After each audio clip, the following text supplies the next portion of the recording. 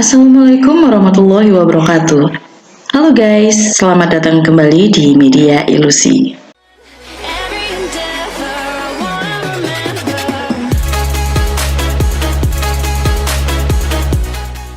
Bagaimana kabarnya hari ini guys? Semoga semua sehat selalu ya. Menjelang mainnet, banyak sekali info mengenai P-Network, baik itu dari core team sendiri maupun dari para pionir. Nah, kali ini ada berita menarik pada dashboard P kita guys. Apa sih beritanya? Yuk kita bahas secara tuntas.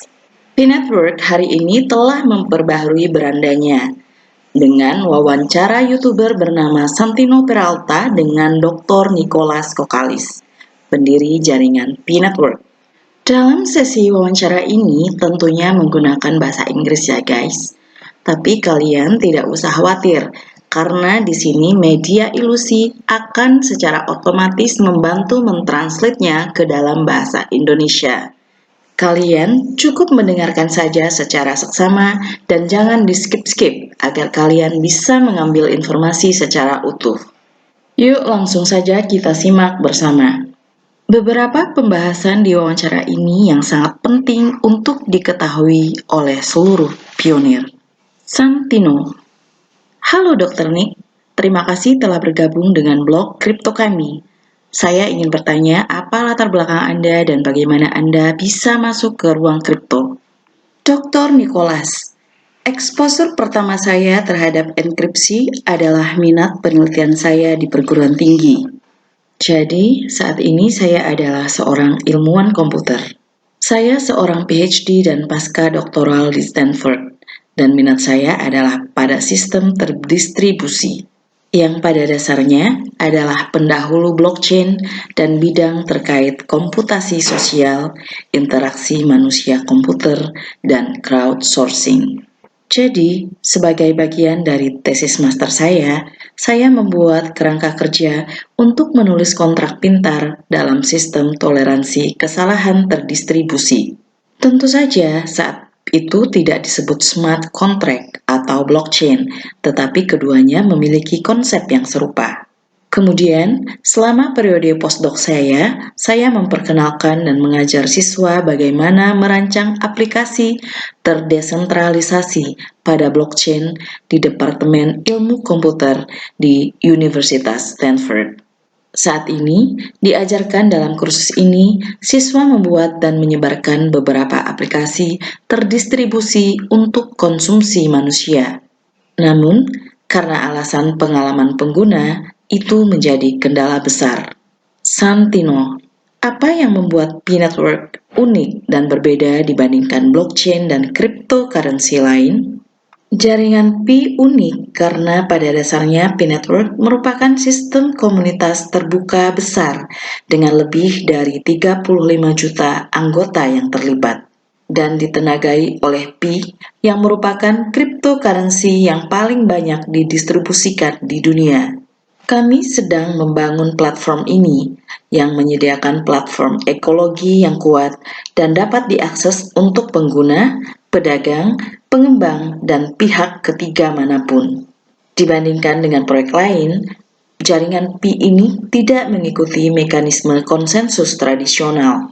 Kami tidak hanya fokus pada penyelesaian masalah teknis, seperti yang terkait dengan kecepatan transaksi, tetapi juga pada penyelesaian masalah dalam kehidupan masyarakat sehari-hari. Jadi melibatkan orang. Di platform tidak hanya aplikasi asli dari blockchain seperti DeFi, NFT, dan aplikasi asli lainnya, tetapi juga semua jenis ekologi yang memenuhi kebutuhan audiens mainstream. Perbedaan lainnya adalah strategi pengembangan kami sangat berbeda dengan proyek lain. Kami mencoba mengurangi hambatan masuk bagi orang-orang untuk bergabung, seperti kesulitan keuangan, teknis, dan lainnya, dan benar-benar fokus pada aksesibilitas dan inklusivitas. Kami tidak memungut biaya sepeser pun dari anggota komunitas sebagai imbalan untuk proyek lain Pi. Dan itu juga membutuhkan kendala teknis dalam aspek komputer profesional ini, yang hanya dapat diperoleh melalui penambangan app. Santino, Benar-benar cara yang luar biasa. Jadi, bagaimana QIC akan membantu para pionir? Dr. Nicholas. Pertama-tama, Pi membangunnya sebagai platform yang sepenuhnya inklusif sejak awal. Identitas kami juga sudah diketahui. Sebelum QIC, keaslian semua orang tidak diketahui. Kami berharap ini sebagai bagian dari kepatuhan. Jaringan ini memerlukan layanan QIC ini untuk memverifikasi keaslian dari peserta jaringan. Oleh karena itu, permintaan QIC dipertimbangkan untuk tujuan kepatuhan, tetapi juga untuk kemampuan memiliki ekosistem yang lebih berharga. Sebelum Facebook, sebenarnya ada banyak jejaring sosial yang aktif, tetapi semuanya terdiri dari akun palsu dan pengguna palsu. Tetapi setelah Facebook muncul, ia memilih pengguna nyata, dan meskipun awalnya sulit diterima orang, ternyata benar, apa yang terjadi mengubah dunia. Dan hal yang sama terjadi pada blockchain. Blockchain generasi pertama adalah anonim, tetapi efeknya tidak baik, dan tidak dapat memainkan nilai ekologisnya. Sekarang, generasi kedua didasarkan pada identitas asli. Sebenarnya, ini adalah solusi untuk membuat aplikasi praktis di blockchain. Dan saat ini, jaringan Pi membangun ekosistemnya sendiri. Santino, mengapa aksesibilitas merupakan faktor penting dalam membangun jaringan Pi? Dr. Nicholas, aksesibilitas yang baik sangat penting. Mata uang apapun yang ingin membangun ekosistem nyata melalui aplikasi bergantung pada jejaring sosial yang besar. Karena untuk memiliki utilitas perlu diakui oleh banyak orang bahwa cryptocurrency dapat digunakan dan memungkinkan orang untuk berdagang barang dan jasa tanpa mata uang fisik. Oleh karena itu, hanya dukungan jaringan sosial yang benar-benar dapat mencapai efek praktis dan membentuk efek skala jaringan. Santino, apa artinya bagi masa depan dari mining di perangkat seluler? Dr. Nicholas, saya pikir dampaknya sangat besar. Kelahiran Bitcoin pada tahun 2009 adalah hal yang luar biasa karena membuat dunia sadar akan keberadaan cryptocurrency dan kemungkinan memiliki buku besar yang terdesentralisasi untuk menjaga data yang akurat. Sebelumnya, jika Anda ingin mengetahui berapa saldo Anda memerlukan bank terpusat untuk memberitahu Anda, dan menggunakan Bitcoin akan serupa dengan keberadaan bank terdesentralisasi. Tapi itu di tahun 2009, ketika orang paling sering menggunakan komputer. Itu agak lambat dan menghabiskan banyak energi. Saat ini, jika Anda menginginkan mata uang kripto yang berguna untuk kehidupan sehari-hari, hanya perlu lebih cepat dan lebih mudah diakses di perangkat seluler. Jadi, inilah jawaban saya untuk pertanyaan Anda. Santino, apakah Anda masih mengajar di sekolah? Dr. Nicholas, pekerjaan utama saya saat ini adalah membangun jaringan Pi. Tetapi seperti yang terjadi, setiap hari sejak saya meninggalkan Stanford, saya telah diundang untuk mengajar bersama salah satu kursus blockchain di Stanford separuh waktu. Ini bukan masa jabatan formal, tetapi setidaknya setiap tahun mereka mengundang saya lagi. Jadi saya melakukan pembicaraan teknologi di kelas itu dan guru-guru lain mengajarkan hal-hal non-teknis. Santino, pada tahap apa jaringan saat ini? Saya tahu pekerjaan ini terkadang bisa sedikit rumit dan mungkin verifikasi bisa sedikit membosankan bagi sebagian orang. Dr. Nicholas, jaringan Pi saat ini memiliki dua aplikasi utama. Dalam beberapa tahun terakhir, orang telah menambang melalui perangkat seluler Pi aplikasi yang digunakan untuk menambang, terutama digunakan untuk mencatat nilai atau token yang ditambang di masa lalu. Dan token ini akan dimigrasikan ke blockchain jaringan utama. Faktanya, kami telah melewati lebih dari 2 juta orang untuk bermigrasi ke blockchain jaringan utama. Untuk aplikasi seluler yang digunakan untuk menambang, kami menggunakan nama pengguna, kata sandi, atau akun Facebook tradisional dan beberapa cara lain untuk masuk ke dalamnya. Setelah melewati KYC, saldo Anda akan dipindahkan dari aplikasi ke blockchain. Dan kami menggunakan dompet non-penahanan yang dikembangkan untuk mencatat data yang dimigrasikan. Ini berarti bahwa pengguna harus mengingat kunci pribadi ini untuk memverifikasi identitas mereka. Dan kunci pribadi ini tidak akan diketahui orang lain jika Anda tidak kehilangannya. Karena jika Anda ingin memecahkan rangkaian kunci pribadi ini, Anda mungkin perlu terus-menerus menghitung 100 miliar tahun untuk melakukan ini.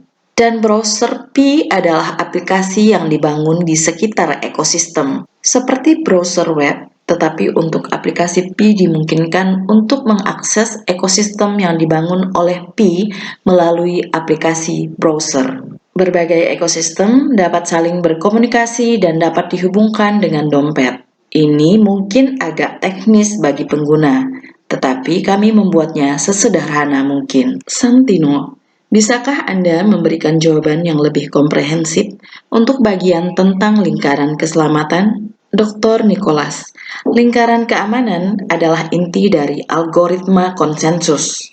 Dan ini adalah metode verifikasi Pi. Ini pada dasarnya menciptakan grafik kepercayaan yang terhubung secara global dari orang-orang yang dianggap dapat dipercaya dalam beberapa cara. Kami dapat menyelesaikan konsensus kepercayaan dengan memverifikasi kontak sederhana dengan cara ini. Jika seseorang membuat 1000 akun palsu ini tidak akan dapat memengaruhi keputusan jaringan secara keseluruhan. Ini adalah cara mudah untuk menyebarkan kepercayaan. Santino, sekarang Anda memiliki jaringan yang kuat dan aktif. Bagaimana Anda mendapatkan begitu banyak orang untuk bergabung dengan jaringan ini? Dr. Nicholas, karena Pi memiliki proporsi nilai yang jelas dan mencoba menciptakan ekosistem nyata yang adil bagi semua orang.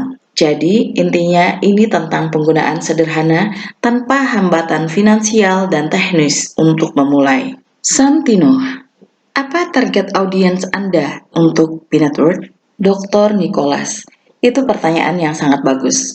Untuk mencapai adopsi massal yang lebih besar, saya pikir inilah yang dibutuhkan industri blockchain. Kita semua ingin mencapai adopsi massal blockchain. Kita tidak hanya fokus pada kelompok kecil, seperti segmen tertentu di pasar. Kita harus memperhatikan orang biasa. Penggemar enkripsi tentu perlu memulai dengan enkripsi di suatu tempat, tetapi kami perlu membuat antarmuka yang dapat diakses semua orang, termasuk semua orang yang Anda kenal. Santino, apakah bear market akan merugikan proyek? Maksud dari bear market di sini adalah kondisi pasar saham yang menurun. Dr. Nicholas, bear market merobohkan banyak proyek. Mungkin karena alasan tertentu mereka mencoba memiliki beberapa efek cepat tanpa berfokus pada nilai jangka panjang. Jadi biasanya proyek berharga jangka panjang diluncurkan atau bertahan selama palung. Jadi kita telah melihat dalam waktu dekat bahwa setiap proyek yang ingin mendapatkan hasil dengan cepat juga bisa goyah dengan cepat. Santino, secara teknis, kapan mainnet Pi diluncurkan? Dr. Nicholas, kami telah secara resmi meluncurkan jaringan utama kami pada akhir tahun lalu. Tetapi, Pi menetapkan konsep fase tertutup, dan saat ini kami berada dalam fase ini. Saat ini, kami meluncurkan KYC untuk anggota komunitas dan memigrasikan saldo mereka ke mainnet. Selama periode ini, kami akan dapat memiliki waktu untuk fokus pada hal-hal lain, seperti memigrasikan semua anggota dan membangun ekosistem. Pengembang juga akan dapat memiliki lebih banyak waktu untuk menguji aplikasi mereka. Santino, apa langkah selanjutnya untuk Pi Network? Dr. Nicholas, terus lengkapi KYC lebih banyak anggota dan migrasi ke mainnet sambil membangun lebih banyak infrastruktur dan meningkatkan ekosistem kami. Melanjutkan, mempertahankan lebih banyak konstruksi adalah apa yang telah kami lakukan. Demikianlah guys wawancara yang dilakukan oleh YouTuber Santino Peralta dengan Dr. Nicholas Kokalis sebagai core team dari P-Network. Semoga kalian semakin memahami tentang cryptocurrency, blockchain, dan terutama P-Network. Terima kasih telah menonton video dari Media Ilusi. See you on the next video and bye-bye.